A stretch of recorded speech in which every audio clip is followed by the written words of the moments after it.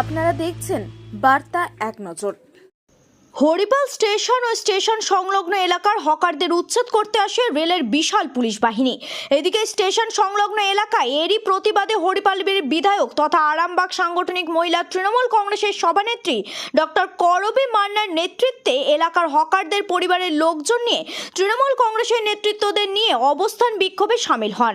প্রচুর মানুষের উপস্থিতি দেখে বাধ্য হয়ে রেল পুলিশ ফিরে যেতে বাধ্য হয়।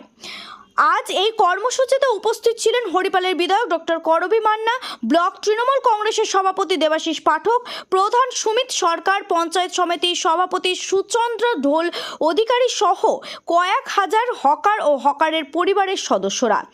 হুগলি থেকে রাজেশ দেবরাতের রিপোর্ট, বার্তা এক নজর। প্রতিবাদ আন্দোলন কেন? দেখুন, রেল অবৈধভাবে আমাদের হকার ভাইদেরকে উচ্ছেদ করবার চেষ্টা করছে, নোটিশ দিয়ে গেছে, তার বিরুদ্ধে আমাদের এই প্রতিবাদ। কারণ কয়েক হাজার মানুষ এই রেল পাড়ে তারা ব্যবসা করে, হকার ভাইরা আছে, প্রায় 450-র ওপর দোকান আছে, তাছাড়াও একটা বড় মাছের আড়ত আছে, যে আড়তে প্রায় 1000-এর ওপর মানুষ এখানে কাজ করে তাদের ফ্যামিলিকে তাদের জীবিকা নির্বাহ করে। তাই আমরা মানুষের পাশে এসে দাঁড়িয়েছি, হকার ভাইদের পাশে এসে দাঁড়িয়েছি।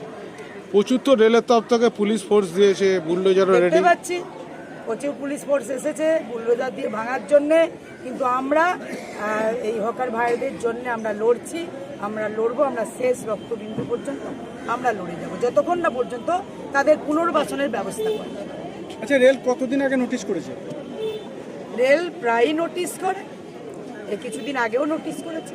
আমরা গত 24 তারিখ, গত পরশুদিন প্রায় 10,000-এর ওপর এই রেলে বসবাস করি মানুষ, দোকানদার, তাদেরকে নিয়ে একটা বড় মিছিলও আমরা করেছি, প্রতিবাদ জানিয়েছি।